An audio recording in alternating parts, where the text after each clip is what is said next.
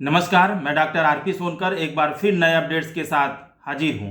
प्रिय विद्यार्थियों, आज जिस मुद्दे पर मैं आपसे बात करूंगा वो यह है कि BHU UG and PG admission की लेटेस्ट जानकारी क्या है। प्रिय विद्यार्थियों, आज के वीडियो में आपको विस्तार से बताऊंगा कि हॉस्टल अलॉटमेंट की प्रक्रिया क्या है। साथ ही मैं आपको यह भी बताऊंगा कि हॉस्टल किसे मिलेगा और कब तक मिलेगा। यानी हॉस्टल अलॉटमेंट की प्रक्रिया को मैं आपको विस्तार से समझाऊं, उसके पहले एडमिशन से रिलेटेड कुछ महत्वपूर्ण अपडेट्स पर एक नज़र डाल लेते हैं। प्रिय विद्यार्थियों, बहुत सारे बच्चों ने लिख करके यह पूछा है कि हमारा सब्जेक्ट एलोकेशन या सब्जेक्ट कम्बिनेशन अपने आप लॉक हो गया है, ऐसा क्यों? प्रिय विद्यार्थियों, जब रेगुलर राउंड नहीं चल रहा है, इस कंडीशन में आपके अपग्रेडेशन होने की संभावना बिल्कुल समाप्त हो गई है और यही कारण है कि आपका सब्जेक्ट एलोकेशन अपने आप लॉक हो गया है। इसका तात्पर्य यह है कि आपको जो भी सब्जेक्ट कम्बिनेशन अलॉट हुआ है उसे आपको पढ़ना पड़ेगा। वहीं मैं दूसरी महत्वपूर्ण बात बता दूं कि बीकॉम ऑनर्स और मैनेजमेंट ऑनर्स का अगले राउंड का जो रिजल्ट है वह घोषित कर दिया गया है। इसका कट ऑफ मुझे नहीं मिल पाया है, जिसकी वजह से मैं विस्तार से आपसे बात नहीं कर पा रहा हूं। इसके साथ ही साथ मैं आपको यह बता दूं कि कल यानी 21 नवंबर 2022 को 100 से 150 नए बच्चों को BA arts and BA social science में एडमिशन लेने के लिए फ़ोन किया गया था और कल शाम तक उन्हें डेडलाइन के अंदर फीस जमा करने के लिए निर्देशित किया गया था। शाम तक डेडलाइन बीतने के बाद बीए सोशल साइंस में 50 से भी कम बच्चों ने अपनी फीस जमा की थी। इसका अर्थ यह है कि अभी भी बीए सोशल साइंस में सभी एफिलिएटेड कॉलेजेस में मिलाकर रेगुलर प्लस पेड की लगभग 300 से 350 सीटें अभी भी खाली हैं। वहीं अगर हम बीए आर्ट्स में बात करें तो यहाँ भी सभी कॉलेजेस में रेगुलर प्लस पेड की सीटें मिलाकर इससे भी ज़्यादा खाली हैं। वहीं अगर हम BA arts and social science के रेगुलर और पेड सीट के भरने की प्रक्रिया को आगे बढ़ाते हुए 100 से 150 नए बच्चों को आज फ़ोन किया जा रहा है और उन्हें फीस जमा करने का डेडलाइन आज शाम तक दिया जा रहा है। प्रिय विद्यार्थियों, रेगुलर सीटों को भरने के बाद पेड सीट के भरने की प्रक्रिया को आरंभ किया जाएगा। एक बार जल्दी से मैं आपको याद दिला दूं कि यदि आपका एडमिशन बीएचयू पेड सीट में होता है तो इस कंडीशन में आपको रेगुलर फीस के साथ पेड सीट के पैसे को अलग से जमा करना अनिवार्य होता है। थोड़ी देर के लिए मान लीजिए कि रेगुलर की फ़ीस अगर 3,000 रुपये है और पेड की फ़ीस जो है 12,000 रुपये है, उस कंडीशन में आपको 15,000 रुपये प्रति वर्ष के हिसाब से पे करना अनिवार्य होगा। प्रिय विद्यार्थियों, एक अति महत्वपूर्ण सूचना मैं आपके साथ साझा कर दूं कि विश्वविद्यालय ने यूजी एंड पीजी के सभी कोर्सेज में आगामी 26 नवंबर 2022 तक एडमिशन की प्रक्रिया को कंप्लीट कर लेने का निर्देश जारी किया है। तात्पर्य यह निकलता है कि 26 नवंबर 2022 तक सभी कोर्सेज में सीटें भरती हैं तो ठीक, नहीं भरती हैं तो उस कंडीशन में भी एडमिशन की प्रक्रिया को रोक दिया जाएगा। यानी आने वाला अगले 4 दिन जहां एक तरफ हजारों बच्चों के सपने को पूरा करेगा, वहीं बहुत सारे बच्चे ऐसे रह जाएंगे जिनका काशी हिंदू विश्वविद्यालय में पढ़ने का सपना टूट जाएगा। उनके ख्वाब अधूरे रह जाएंगे और दिल की बात दिल में ही रह जाएगी। प्रिय विद्यार्थियों, इस परिस्थिति में आपको जरा सा भी निराश होने की ज़रूरत नहीं है, जरा सा भी उदास होने की ज़रूरत नहीं है। आपको दोगुने ताकत के साथ फिर से एक बार अपने आप को तैयार करने की ज़रूरत है।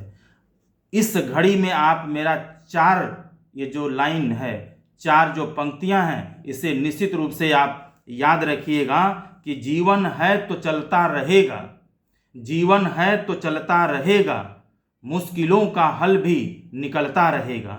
कब तक रोकोगे मुझे इंडेक्स का हवाला देकर, कब तक रोकोगे मुझे इंडेक्स का हवाला देकर, अगली बार गाड़ूंगा तिरंगा ऐसा कि जीवन भर फहरता रहेगा।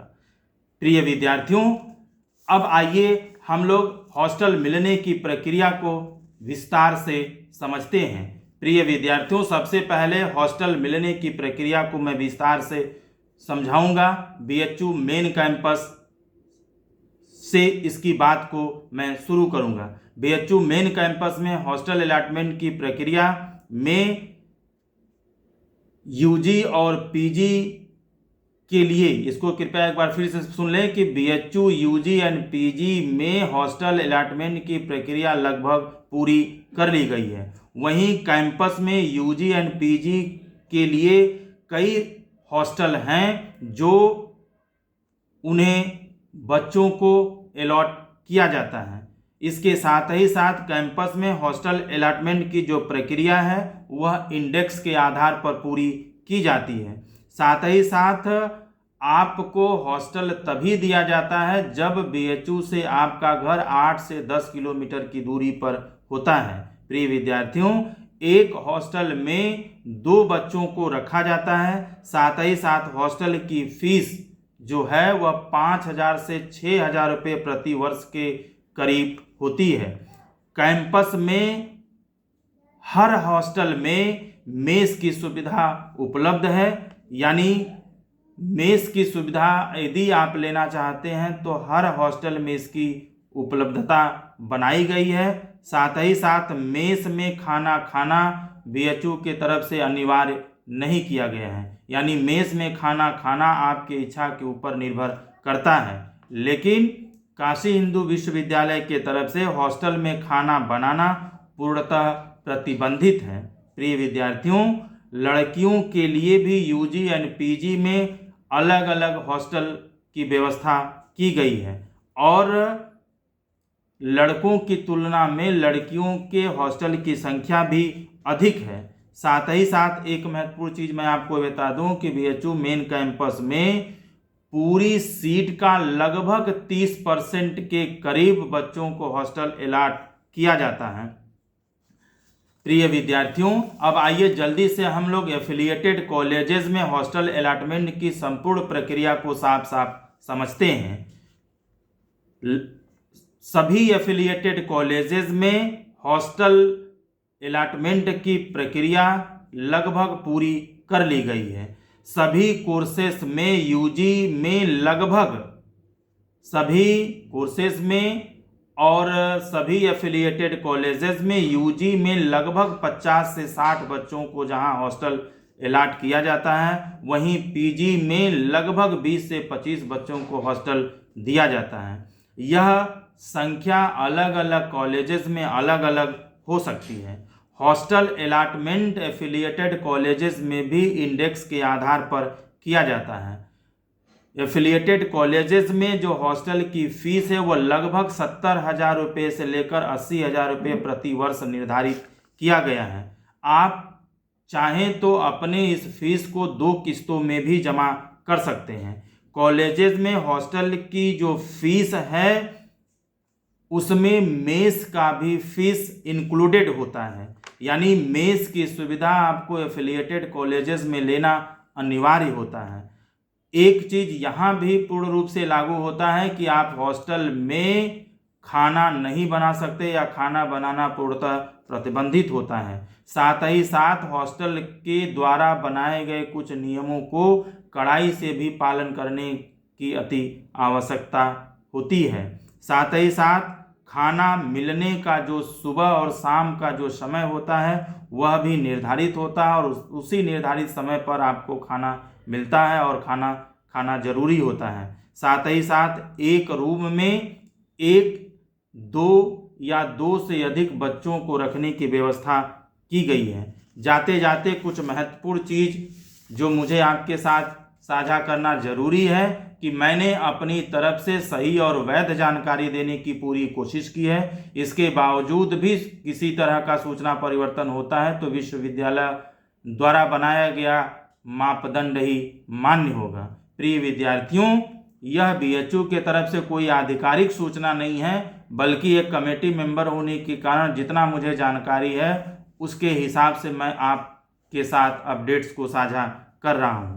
प्रिय विद्यार्थियों, यदि आप एडमिशन से संबंधित कोई विस्तृत जानकारी लेना चाहते हैं तो BHU के ऑफिशियल वेबसाइट bhuonline.ac.in पर भी विजिट कर सकते हैं। साथ ही साथ आप प्रत्यक्ष रूप से एडमिशन कमेटी से भी मिलकर अपनी स्थिति को साफ कर सकते हैं।